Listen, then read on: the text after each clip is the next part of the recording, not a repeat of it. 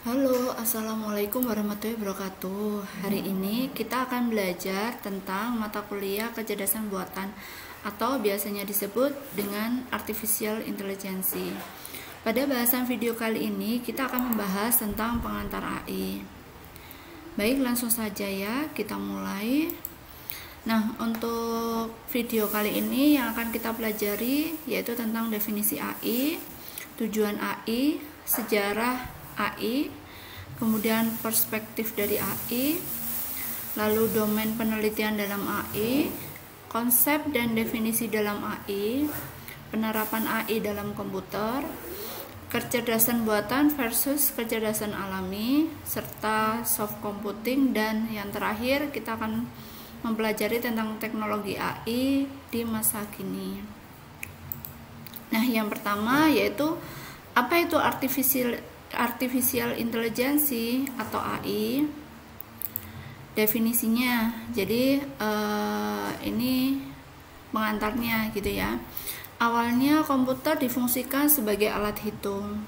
Seiring dengan perkembangan zaman, komputer diharapkan dapat diberdayakan untuk mengerjakan segala sesuatu yang dikerjakan oleh manusia.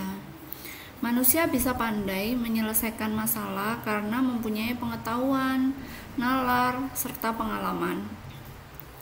Nah, agar komputer bisa bertindak seperti dan sebaik manusia, maka komputer harus diberi bekal pengetahuan atau biasanya disebut dengan knowledge dan mempunyai kemampuan menalar. AI merupakan salah satu bagian ilmu komputer yang membuat agar mesin komputer dapat melakukan pekerjaan seperti dan sebaik yang dilakukan oleh manusia. Jadi pengantarnya seperti itu. Nah, definisinya yaitu kecerdasan buatan atau cerdas. Cerdas merupakan suatu kondisi sinergi antara sekumpulan pengetahuan seperti tadi ya, pengalaman, experience, pengetahuan, knowledge, pengalaman, experience, dan penalaran untuk membuat suatu keputusan yang tepat dengan cepat. Jadi tepat dan cepat. Agar mesin komputer bisa cerdas atau bertindak seperti manusia, maka harus diberi bekal pengetahuan, knowledge, pengalaman, experience, dan kemampuan menalar atau learning gitu ya, yang diperoleh dari proses pembelajaran atau learningnya. Kemampuan untuk problem solving adalah salah satu cara untuk mengukur tingkat kecerdasan dalam berbagai macam konteks. Jadi seperti itu. Nah, sedangkan definisi AI sendiri menurut H.A. Simon tahun 1987, kecerdasan buatan atau Artificial Intelligence merupakan kawasan penelitian, aplikasi dan instruksi yang terkait dengan pemrograman komputer untuk melakukan suatu hal yang dalam pandangan manusia adalah cerdas. Sedangkan menurut Rich and Knight tahun 1991, kecerdasan buatan atau AI merupakan sebuah studi tentang bagaimana membuat komputer melakukan hal-hal yang pada saat ini dapat dilakukan oleh manusia. Jadi membuat komputer bisa melakukan pekerjaan manusia. Jadi seperti itu. Sedangkan menurut Ensiklopedia Britannica, kecerdasan buatan AI merupakan cabang dari ilmu komputer yang dalam mempresentasikan pengetahuan lebih banyak menggunakan bentuk simbol-simbol daripada bilangan dan memproses informasi berdasarkan metode heuristik atau berdasarkan sejumlah aturan atau rule gitu ya. Jadi rule itu semacam perintah. Lalu next, nah tujuan AI. Tujuan AI menurut Winston dan Prendergast pada tahun 1984, AI membuat mesin menjadi lebih pintar, itu tujuan utamanya. Lalu memahami apa itu kecerdasan dengan tujuan ilmiah, dengan menitik beratkan pada problem solving dan bersifat dinamis atau selalu berkembang. Melalui apa? Melalui proses pembelajaran learning. Kemudian yang ketiga, membuat mesin lebih bermanfaat dengan tujuan entrepreneurial gitu ya. Nah, tujuan entrepreneurial itu apa? Tujuan entrepreneurial itu adalah merupakan kerangka berpikir. Jadi kerangka berpikir dari seseorang yang berorientasikan untuk menjalani segala sesuatu gitu ya. Segala sesuatu lebih sederhana daripada orang lain atau mau belajar untuk menanggung resiko. Jadi semacam itu. Kemudian next, sejarah AI. Nah, ini ya sejarah AI. Sejarahnya AI pada tahun 1950-an Alan Turing. Jadi ini Alan Turing. Alan Turing pembuat mesin Turing gitu ya. Pada Perang Dunia Kedua, Alan Turing mengusulkan tes untuk melihat bisa atau tidaknya mesin memberikan respon terhadap serangkaian pertanyaan agar mesin dapat dikatakan cerdas. Kemudian istilah artificial intelligence dimunculkan oleh John McCarthy dari MIT pada tahun 1956 pada Dartmouth Conference. Dalam conference itu juga didefinisikan tujuan AI, yaitu mengetahui dan memodelkan proses-proses berpikir manusia. Ini manusia ya. Manusia dan mendesain mesin agar dapat menirukan kelakuan manusia tersebut. Kemudian selanjutnya perkembangan selanjutnya terdapat fuzzy logic pada tahun 1965 dan terminologi genetika John Holland pada tahun 1975. Nah, periode AI di tahun 1956 sampai 1966 yaitu logic theoristic untuk membuktikan teorema matematik SAT-SUM oleh Robert K. Lindsay tahun 1960, program yang dapat mengetahui kalimat sederhana dalam bahasa Inggris dan memberikan sebuah jawaban dari fakta yang didengar dalam sebuah percakapan. Sedangkan ada ELIZA, itu sebuah program gitu ya, dari Joseph Weizenbaum pada tahun 1967. Itu dia membuat sebuah program untuk terapi pasien dengan memberikan jawaban. Nah, kemudian di sini ada berbagai macam perspektif terhadap AI. Perspektif itu sudut pandang gitu ya. Perspektif atau sudut pandang kecerdasan atau intelligence. AI adalah bagaimana membuat sebuah mesin yang cerdas dan dapat melakukan hal-hal yang sebelumnya hanya dapat dilakukan oleh manusia. Kemudian dari segi perspektif bisnis, sudut pandang bisnis gitu ya, AI adalah sekelompok alat bantu atau tools yang memiliki daya guna dan metodologi yang menggunakan tool-tool tersebut guna menyelesaikan masalah-masalah bisnis. Kemudian dari perspektif penelitian atau bidang research, riset tentang AI dimulai pada awal tahun 1960-an.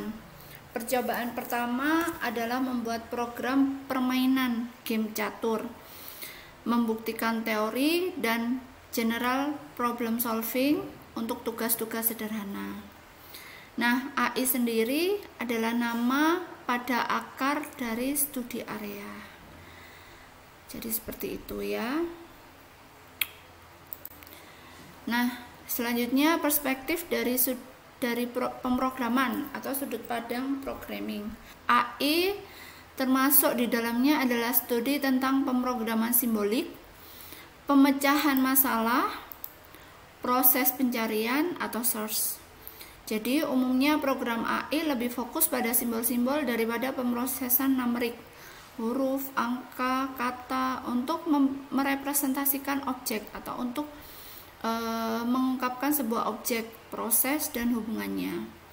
Pencapaian tujuan dari AI adalah pemecahan masalah atau problem solving yang bukan sekedar perolehan hasil perhitungan matematis. Lalu penekanannya pada proses pencarian atau search, kebenaran dengan cara penalaran dan pembelajaran kasus, learning, jarang mengarah langsung ke solusi atau proses search-nya menggunakan beberapa teknik. Nanti kita akan belajar ya tentang bagaimana sih cara proses pencarian gitu ya. teknik pencarian untuk kita membuat sebuah AI. Nah, nanti kita akan belajar tentang itu. Kemudian di sini domain penelitian dalam AI.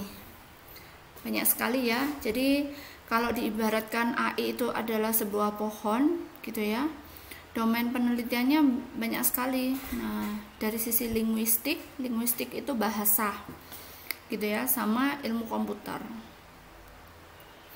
Kalau dari segi linguistik, nah ini psikolinguistik, bahasa tentang psikologis, sosiolinguistik atau bahasa tentang sosial gitu ya.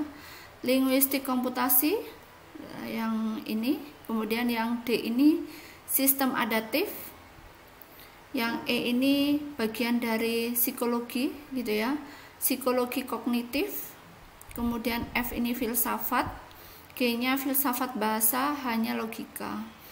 Nah, bagaimana dengan sisi ilmu komputer? Kalau dari sisi ilmu komputer, dari ini ya akarnya teknik elektro, nah itu robotika, pengolahan citra gitu ya. Lalu pengenalan pola, ini dari segi teknik elektro. Kemudian dari segi manajemen, ada manajemen, matematika, riset dan operasi. Nah, kalau teman-teman sudah belajar tentang mata kuliah teknik riset dan operasi, ini termasuk dalam domain penelitian AI gitu ya. Kemudian sistem informasi manajemen serta biologi. Nah, kemudian yang di atas untuk keseluruhan pohonnya, pohon AI memiliki sebuah output gitu ya. Outputnya apa? Ada computer vision, sistem pakar, ini expert system, logika samar atau fuzzy, komputasi neural atau neural network, lalu robotika, pemrograman otomatis, intelligent tutoring, pemrosesan bahasa atau pemrosesan bahasa alami, atau nanti kita akan belajar juga tentang NLP, serta pemahaman ucapan atau speech recognize gitu ya. Seperti ini ya, domain penelitian tadi ada expert system. Expert system itu apa? Yaitu sebuah program konsultasi atau advisory yang mencoba menirukan sebuah proses penalaran seorang pakar atau ahli dalam memecahkan masalah yang rumit. Atau sistem pakar merupakan sebuah aplikasi AI yang paling banyak memang ya. Terutama kalau sistem pakar ini lebih ke bidang kesehatan gitu ya. Bidang kesehatan sekarang kan lagi banyak tuh platform-platform yang teman-teman bisa sendiri untuk menganalisa, apalagi tentang pandemi ini ya, isu pandemi ini tentang COVID. Nah, jadi banyak sekali platform yang memfasilitasi untuk pemeriksaan COVID secara online. Nah, jadi seperti itu. Gejala-gejalanya terutama ya, gejala-gejala COVID secara online. Nah, itu merupakan salah satu hasil atau salah satu aplikasi yang dinamakan dengan sistem pakar. Nah, kemudian pemrosesan bahasa alami atau Natural Language Processing, NLP biasanya disingkat dengan NLP, yaitu yang memberi kemampuan pengguna komputer untuk berkomunikasi dengan komputer dalam bahasa mereka sendiri atau bahasa manusia. Kalau teman-teman sering belanja di e-commerce gitu ya, ada semacam yang dinamakan chatbot. Nah, chatbot itu kalau teman-teman membalas gitu ya, membalas hi atau hey gitu ya, nah pasti balasannya akan sama atau dia akan bisa merespon balasan dari kata-kata teman-teman tadi. Nah, itu merupakan salah satu bentuk dari NLP. Kemudian pemahaman ucapan atau suara atau speech understanding atau speech recognition biasanya adalah teknik agar komputer dapat mengenali dan memahami bahasa ucapan.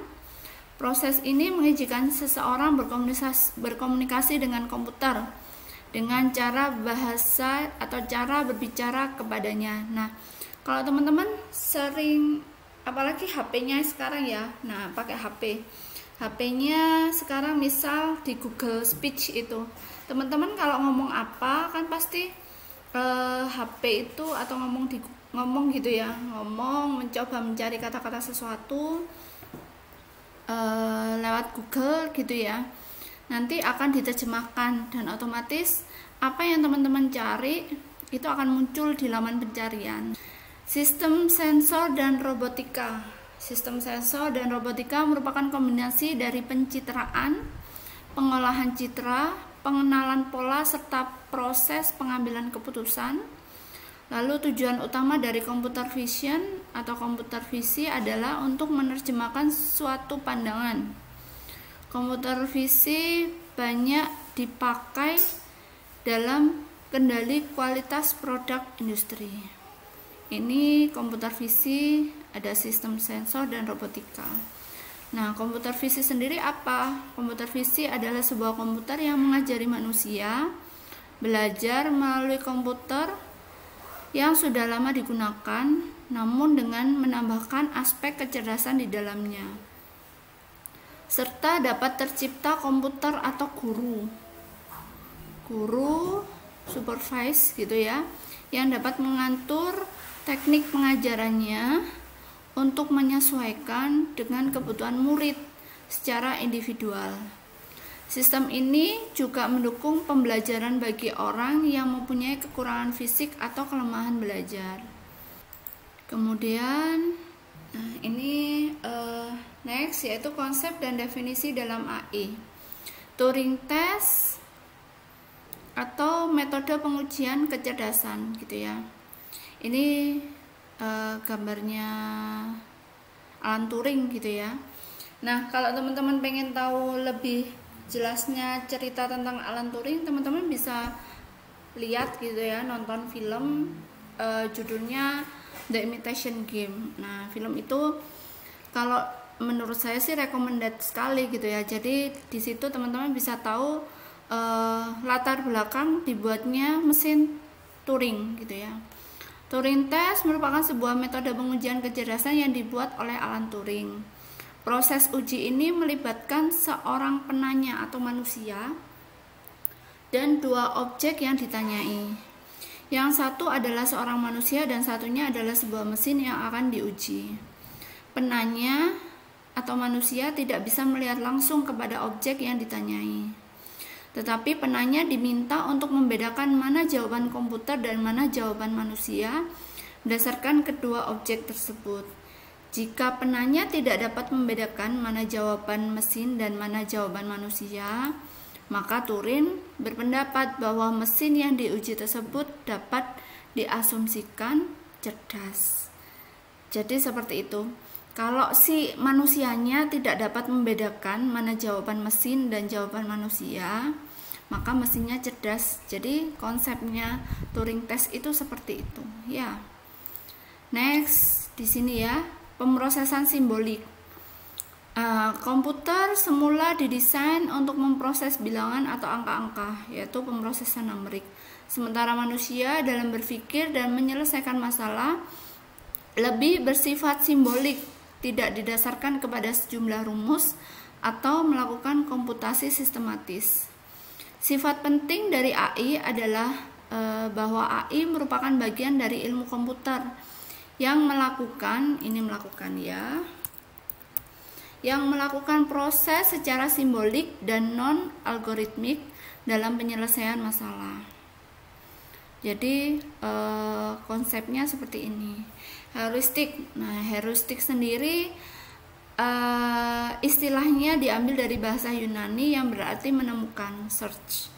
Heuristik merupakan suatu strategi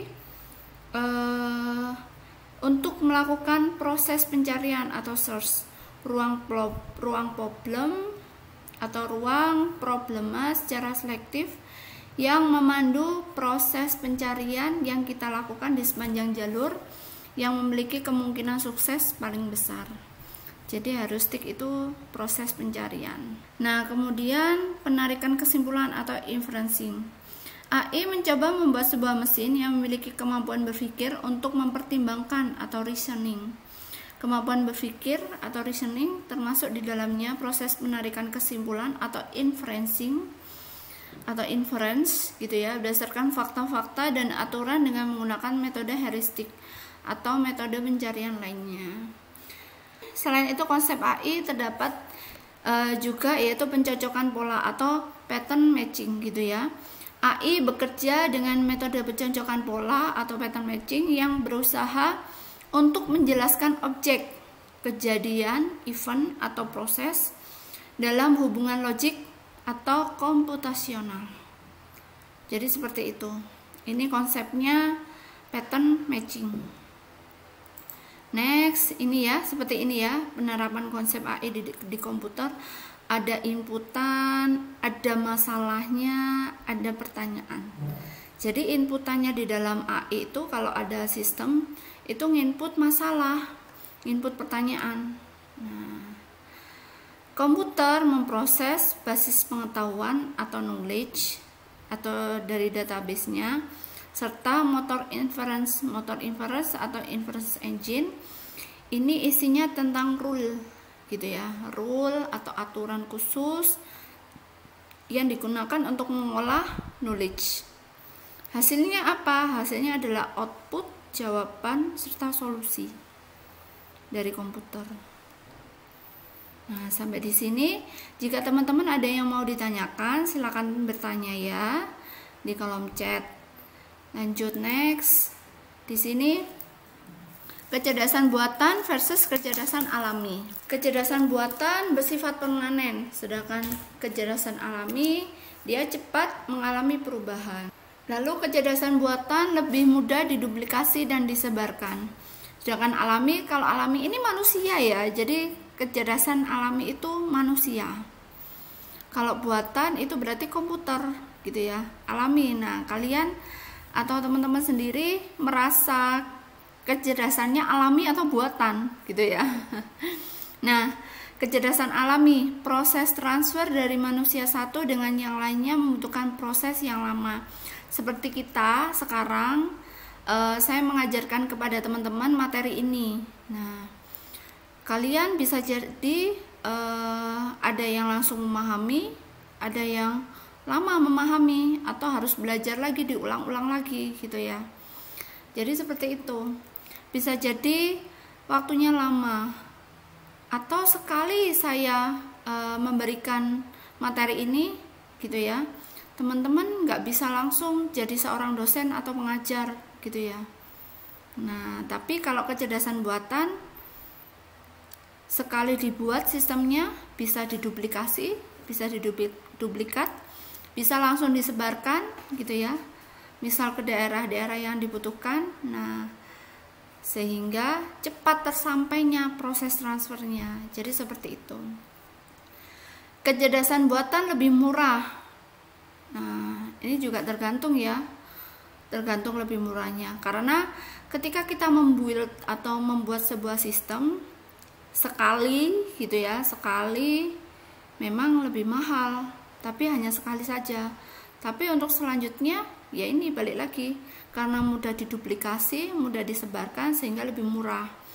Kalau kecerdasan alami lebih mahal karena tidak jarang harus mendatangkan orang untuk suatu pekerjaan. Nah, ini apalagi kalau beda kota, beda provinsi, beda pulau dan lain sebagainya. Jadi seperti itu. Konsisten, kemudian kecerdasan buatan konsisten. Kenapa kok konsisten? Karena sesuai dengan aturan, sesuai dengan rule-nya. Kalau kecerdasan alami sering berubah-ubah, karena pada dasarnya sifat manusia ya, tergantung sifat manusianya. Kecerdasan buatan dapat didokumentasi, lebih mudah didokumentasinya.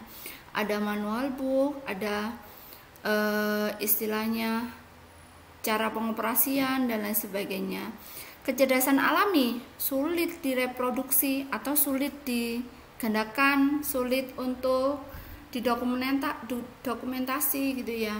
Kecerdasan buatan lebih cepat prosesingnya ya, kalau dibandingkan robot gitu ya. Manusia ya bisa jadi lebih lambat, tergantung gitu ya. Kenapa tergantung? Kalau robotnya knowledge-nya atau pengetahuannya, basic pengetahuannya lebih lebih bagus gitu ya, otomatis mereka lebih cepat. Tapi kalau tidak bagus ya mereka lebih lambat. Jadi seperti itu. Kecerdasan buatan dapat mengerjakan pekerjaan lebih baik pastinya. Kecerdasan alami sifat manusia ya, manusia sekali ini sering kali kurang teliti. Nah, jadi kalau kecerdasan alami memang lebih ke sifat dasar manusia. Nah, oke, next saya lanjutkan keuntungan dari kecerdasan alami. Nah, ini kalau dari sini pasti kayaknya kecerdasan alami negatif terus ya, gitu ya, nggak memiliki sifat positif. Tapi sebenarnya manusia memiliki sebuah keuntungan sebagai manusia, gitu ya. Manusia memiliki sifat kreatif atau kemampuan menambah pengetahuan yang sangat lekat pada jiwa manusia. Kreativitas itu yang tidak dimiliki oleh robot. Improvisasi, nah itu robot tidak memiliki, gitu ya. Robot itu rule-nya kalau A ya A, B ya B, jadi seperti itu. Tapi kalau manusia dia bisa eksplorasi, bisa kreatif, bisa improvisasi dan lain sebagainya. Memungkinkan orang menggunakan pengalaman secara langsung. Nah, ini contohnya dokter, gitu ya. Dokter, kita datang ke dokter, kita berobat, bisa langsung diperiksa oleh dokternya. Tapi kalau dengan sistem, ya kita nggak tahu apakah sistem itu benar atau salah, gitu ya. Kemudian pemikiran manusia dapat digunakan secara luas. Ya, proses berpikirnya manusia biasanya lebih luas, lebih luas daripada robot. Robot kan butuh inputan atau sistem butuh inputan. Tapi kalau manusia, kalau pandai berpikir, pengalamannya luas, pemikirannya lebih luas, pasti manusia juga akan lebih pintar. Jadi seperti itu ya. Nah, ini kalian juga bisa meningkatkan skill selain manusia, gitu ya. Sebagai seorang manusia, teman-teman juga bisa meningkatkan skill. Jadi biar nggak kalah sama robot. Jadi biar pekerjaan kita juga tidak tergantikan oleh robot ya, istilahnya seperti itu.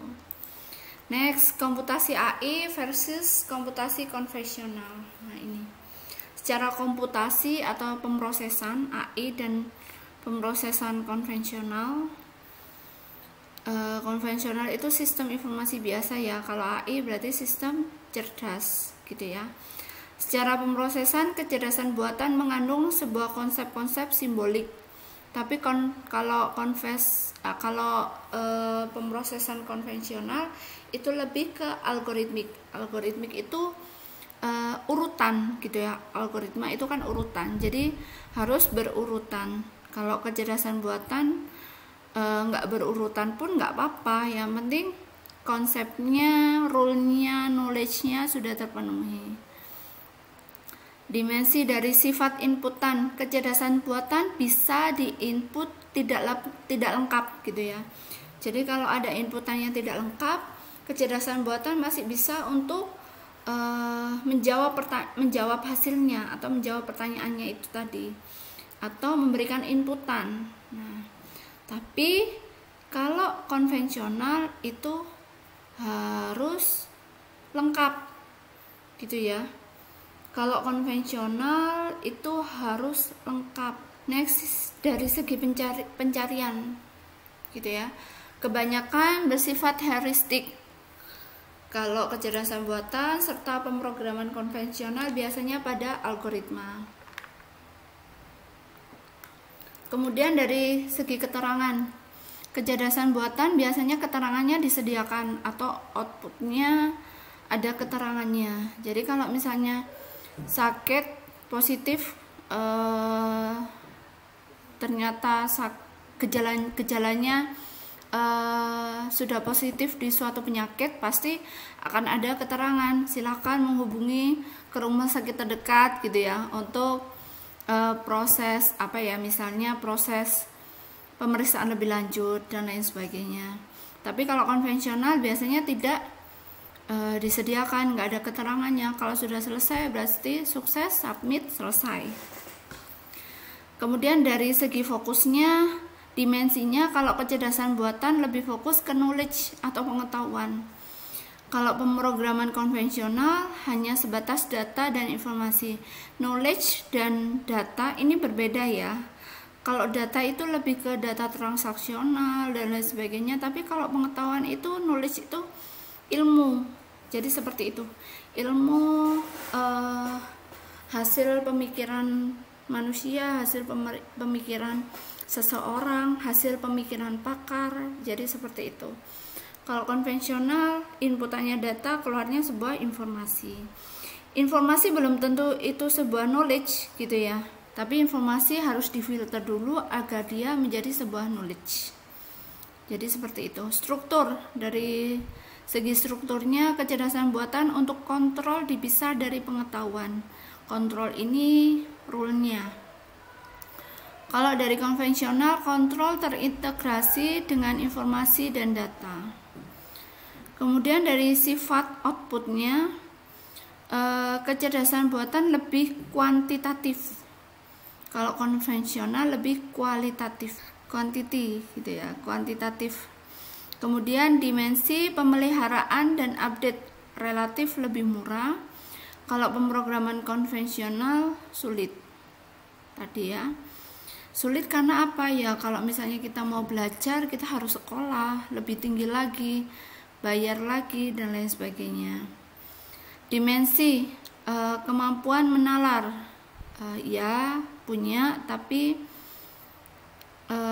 dari segi kemampuan menalar ya, kecerdasan buatan punya. Kalau pemrograman konvensional.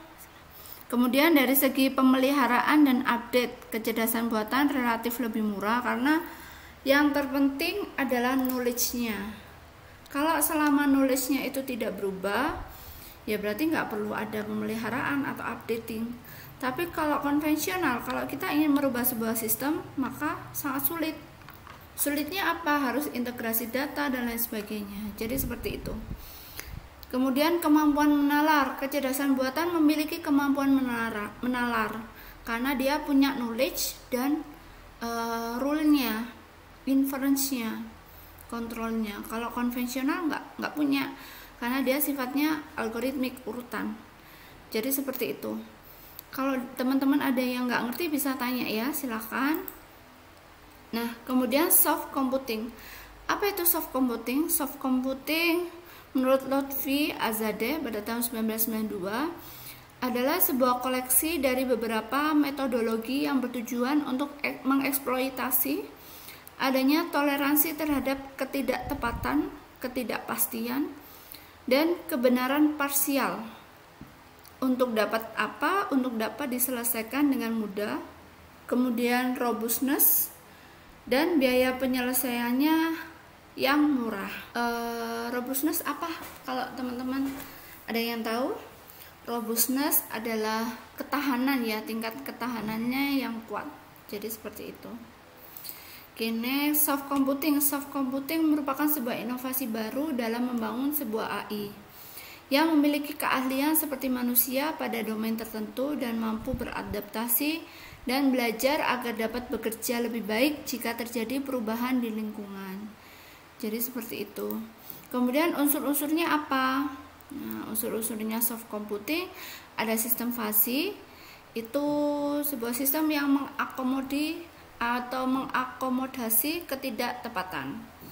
Kemudian jaringan saraf itu menggunakan sebuah pembelajaran. Nanti kita akan belajar ya tentang ini.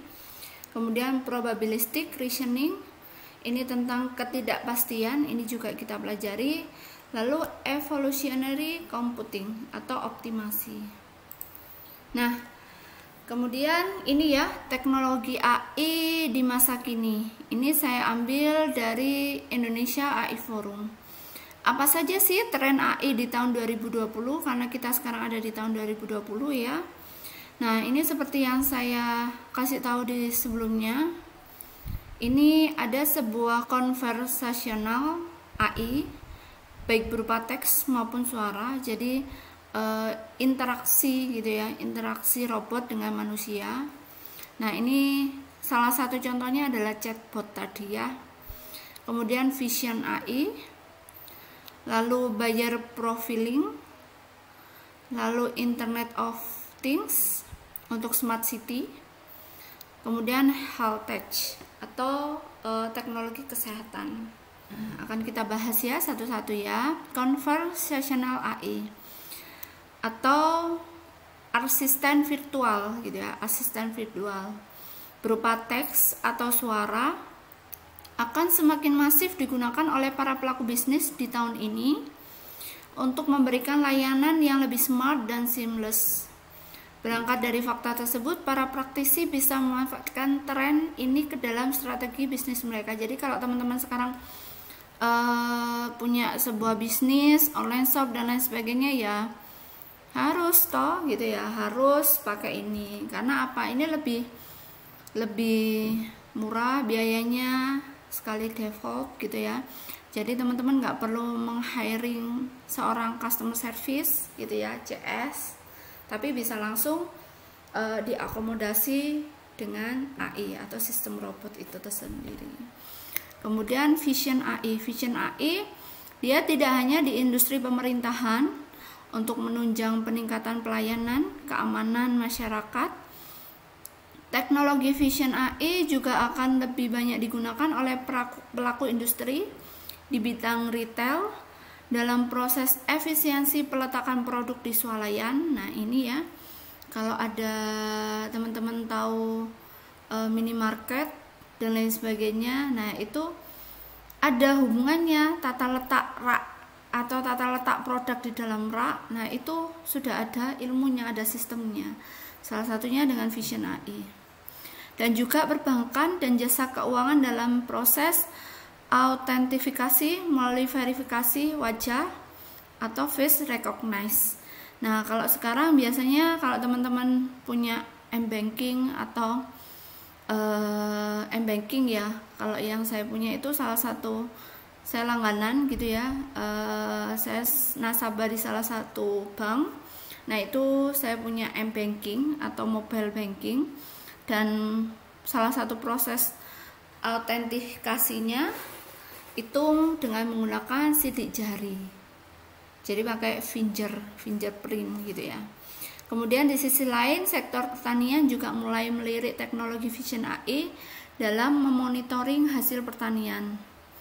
Ini saya pernah lihat salah satu metode drone gitu ya, dia pakai drone, kemudian dia mengcapture foto-foto dari sebuah perkebunan. Nah di foto tersebut dia memilah mana yang akan panen dan mana yang belum waktunya panen. Jadi seperti itu. Ini untuk pertanian.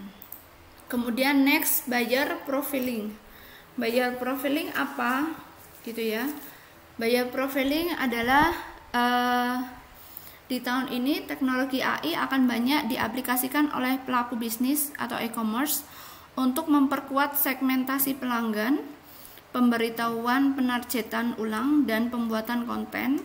Selain itu, teknologi AI juga akan banyak digunakan untuk membuat profil pembeli berdasarkan perilaku dan tindakan mereka dari histori sebelumnya. Jadi